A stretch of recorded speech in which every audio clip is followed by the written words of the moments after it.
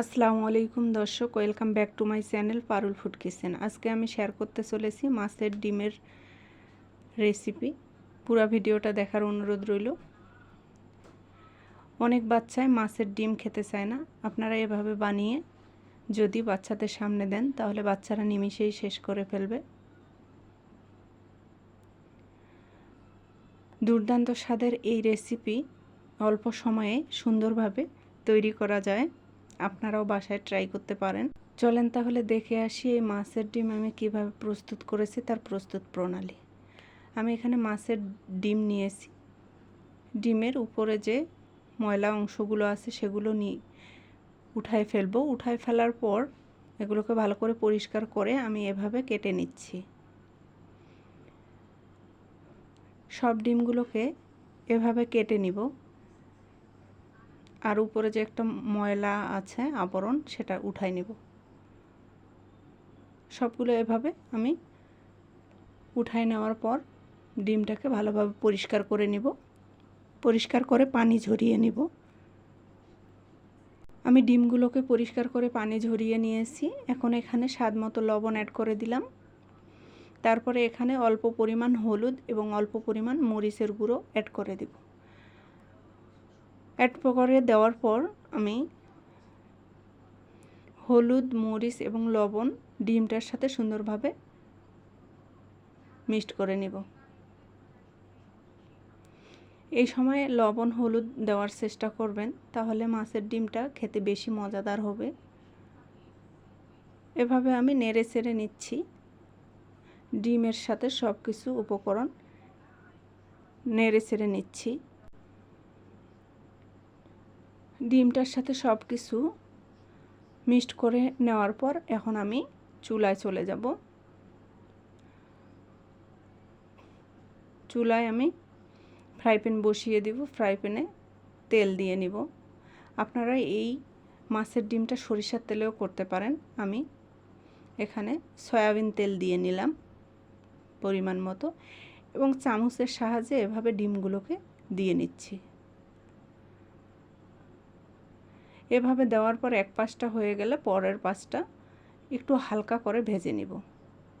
এই মাছের ডিমটা বেশি ভাজতে যাবেন না, না হলে শক্ত হয়ে যাবে। একটু হালকা করে ভেজে নেওয়ার চেষ্টা করবেন। আমার কিন্তু মাছের ডিমটা ভেজে নেওয়া শেষ হালকা করে। এখন উঠাই নিচ্ছি। উঠাই নেওয়ার পর আমি ওই তেলে পেঁয়াজ কুচানো অ্যাড করলাম। একটু নেড়ে চেড়ে নরম করে নিচ্ছি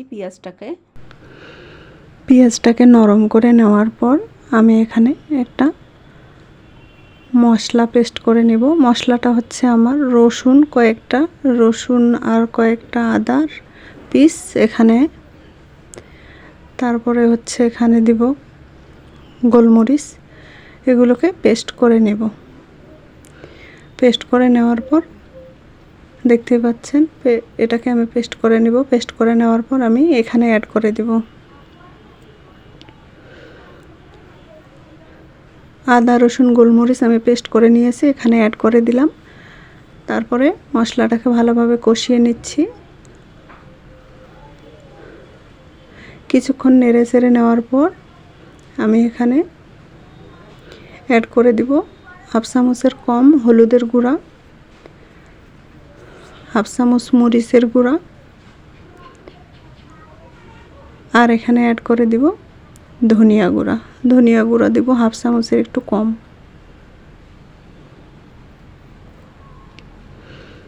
মশলাটাকে ভালোভাবে কষিয়ে নিচ্ছি। দেখতেই পাচ্ছেন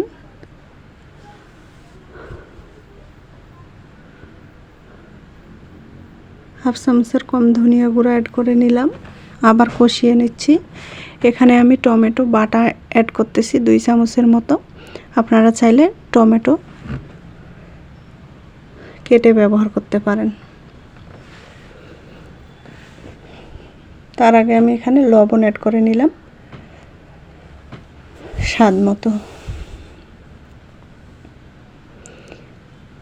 টমেটো বাটাটা দিয়ে আমি নেড়ে চেড়ে মশলাটাকে কিছুক্ষণ কষিয়ে নেব। মশলাটাকে কিছুক্ষণ কষিয়ে নেওয়ার পর ভেজে রাখা মাছের ডিমটা এখানে অ্যাড করে দেব। ভেজে রাখা মাছের ডিমটা অ্যাড করে দেওয়ার পর বেশ কিছুক্ষণ মাছের ডিমটা মশলার সাথে মিক্সড করে নিব।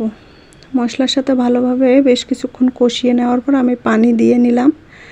এখন কয়েকটা কাঁচামরিচ অ্যাড করে দিলাম সুন্দর একটা ফ্লেভারের জন্য। পানি অ্যাড করে দেওয়ার পর কাঁচামরিচ দেওয়ার পর এখন আমি ঢাকনা দিয়ে 5 মিনিট ডিমটাকে কুক করে নেব।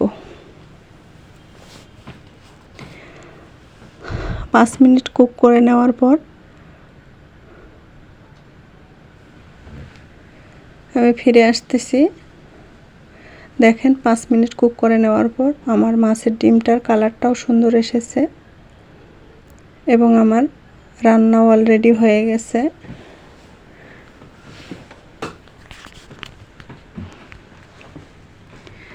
এখন নেড়ে চেড়ে নামিয়ে আপনাদের পরিবেশন করে দেখাচ্ছি কতটা লোভনীয় ছিল এই মাছের ডিমের রেসিপিটা।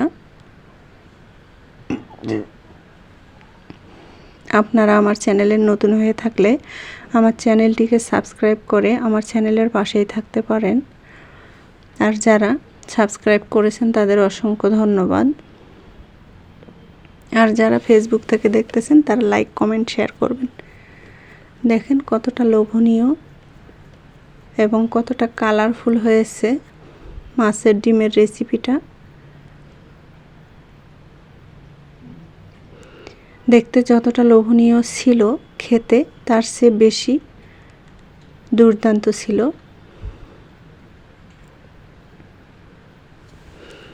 ভালো থাকবেন, সুস্থ থাকবেন, আমার জন্য দোয়া করবেন। আর একটা নতুন রেসিপি নিয়ে আমি আপনাদের সামনে আসবো ইনশাআল্লাহ। এ পর্যন্ত আপনারা আপনাদের পরিবারকে নিয়ে ভালো থাকবেন। আল্লাহ হাফেজ।